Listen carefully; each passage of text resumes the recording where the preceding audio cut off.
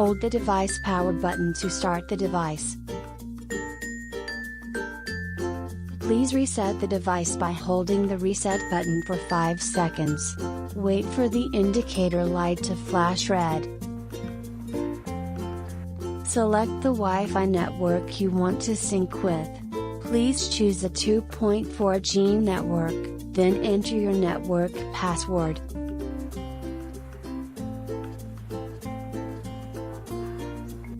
Please remove the protective film from your camera lens. Tap next to show your QR code, then hold the code in front of the camera lens at a distance of 5 to 8 inches.